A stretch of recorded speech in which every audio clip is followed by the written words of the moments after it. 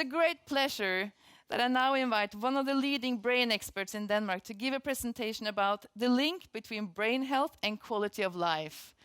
Troels Kjaerin. Thank you very much. And thanks a lot for inviting me to come here and talk about the most fascinating topic, the brain plasticity.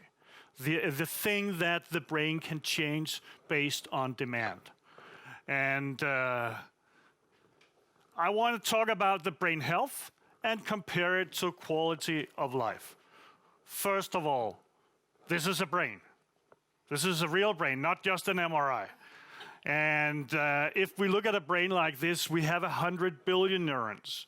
These neurons, they meet in synapses. And here we have a synapse, first neuron, second neuron, electrical signal coming down, release of neurotransmitter from these vesicles, these balls, that goes out to the surface and binds to the blue receptors on the next neuron. It is important here to remember that we have two types of blue receptors. We have those that make electrical signal into a new electrical signal in the other neuron, and we have those that make electrical signal in the first nerve into changes, modifications, structural changes in the synapse. The first thing is important for short-term memory, thinking, etc. The change of synapse structure, that's important for long-term memory, learning, etc. So let's have a look at that in details. And these are the neurotransmitters, approximately 200 of those, 1,000 of these per neuron, and 100 billion neurons. So my job as a clinical neurophysiologist is to try to figure out what happens in here in the yellow area based on input and output. So I have the standard 5 senses that I can use to test the patient, and then I have electrical coils and stuff to modify the brain action.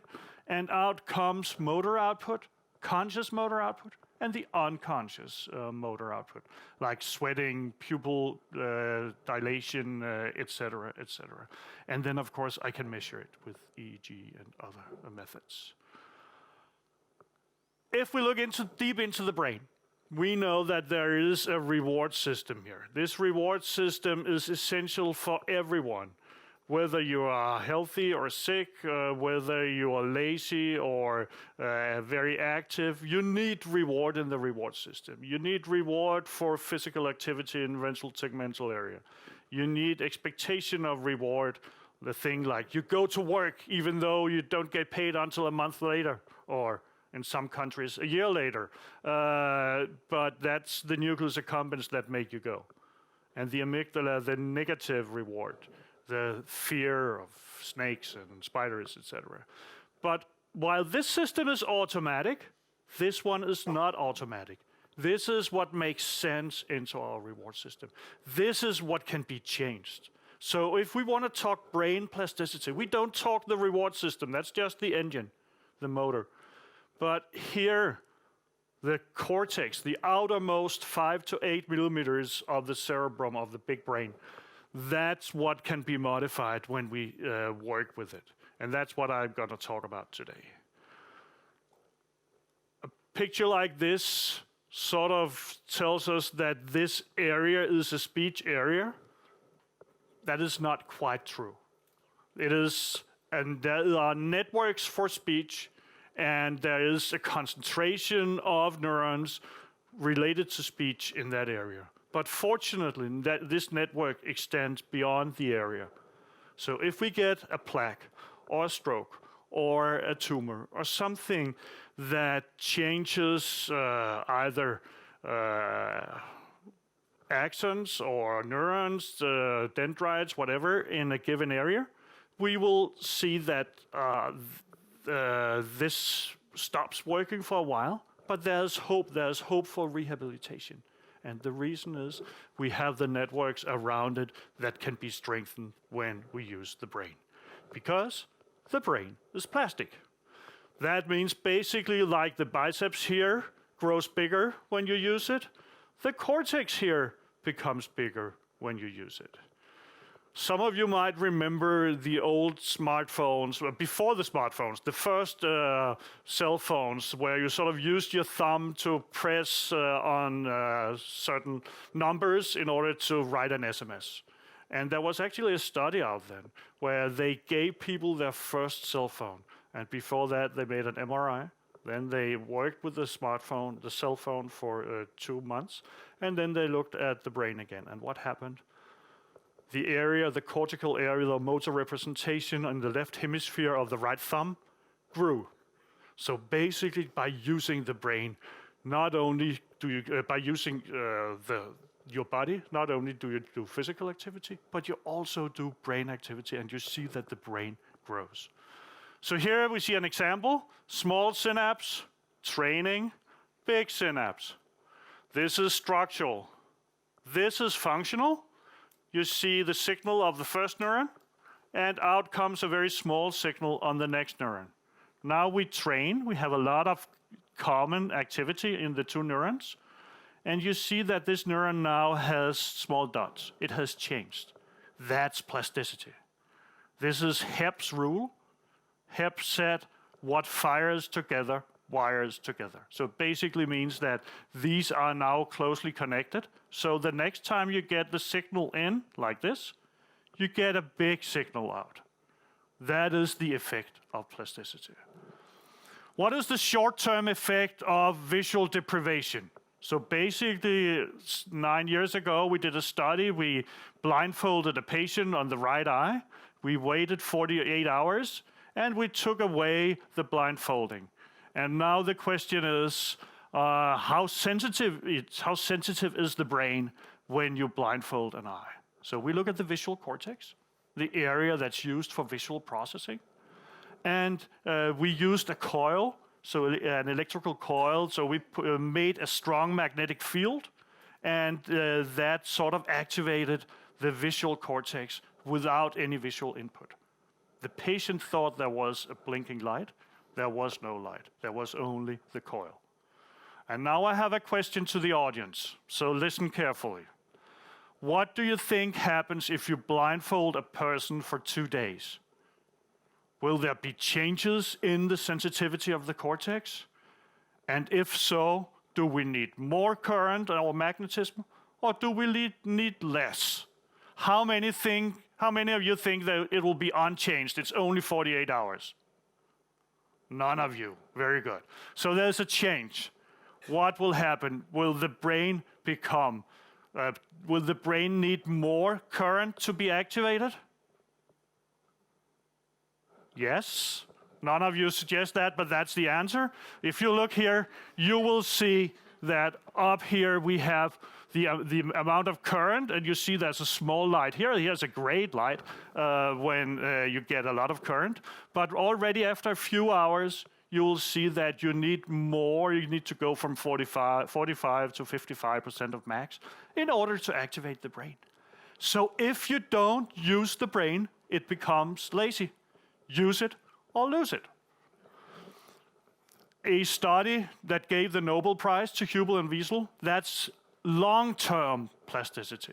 So what happens not only in 48 hours, but in a month or 2 months. They had kittens with 2 eyes. They closed the left yellow eye here, and then they looked at the cortex, at the ocular dominance in the cortex, and usually there are just as many yellow neurons looking at the yellow eye as blue neurons looking at the right blue eye. But if you blindfold an eye for a long term in the critical period of childhood, you'll see that there's very little yellow activity and a lot of blue neurons. Basically, that means that the left eye has become lazy. And that's why it's important that we keep on using our brain to the biggest extent possible.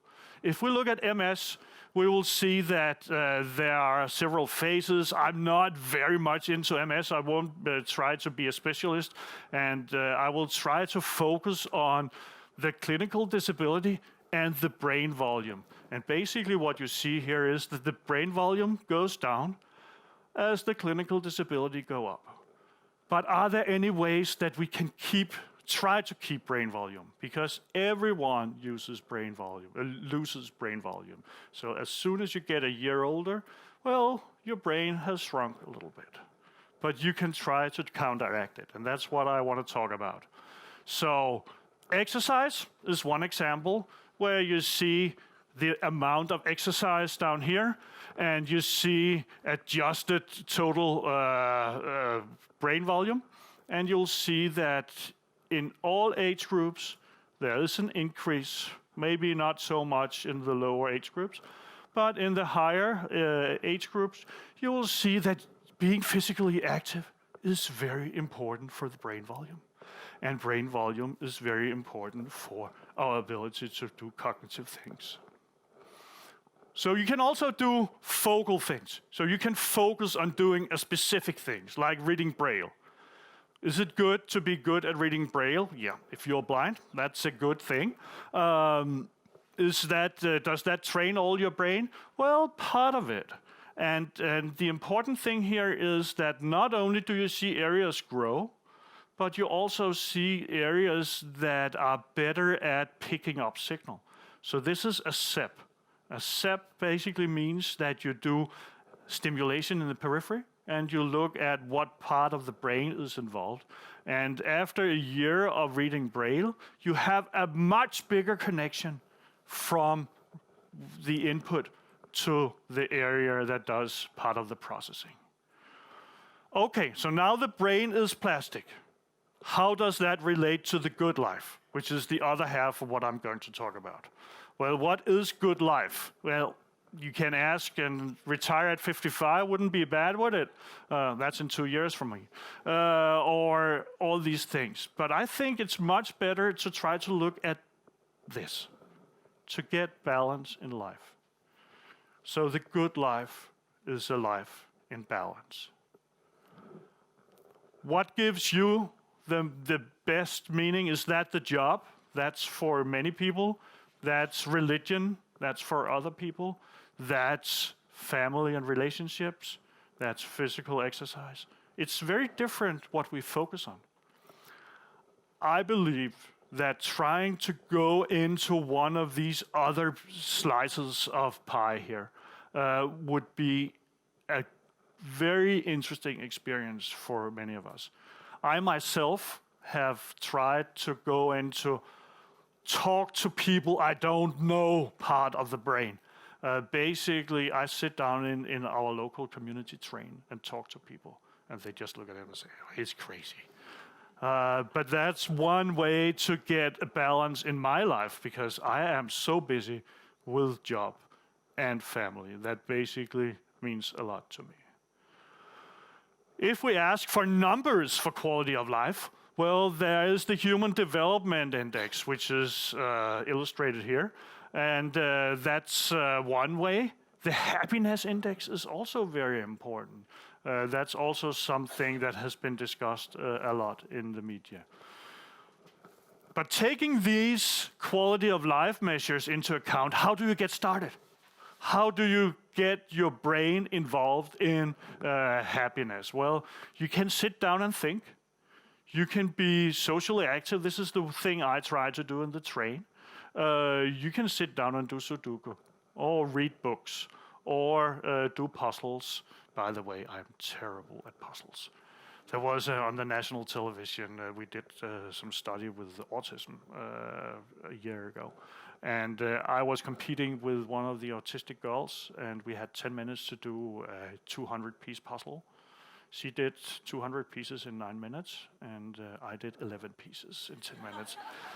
So there is room for improvement, and I think it's important to be aware of what you do with your brain, what are the possibilities, and what is difficult to do. But now it's your turn. Which one is the odd one out here?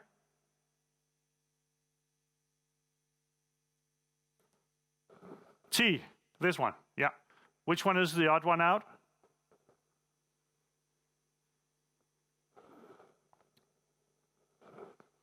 Green circle.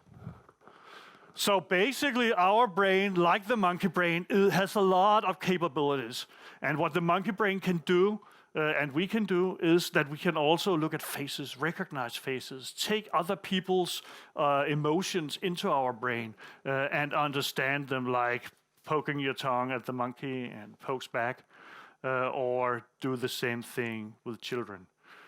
Now I want you to look at this actor. It's a famous Danish actor. He had made 6 different facial expressions for you.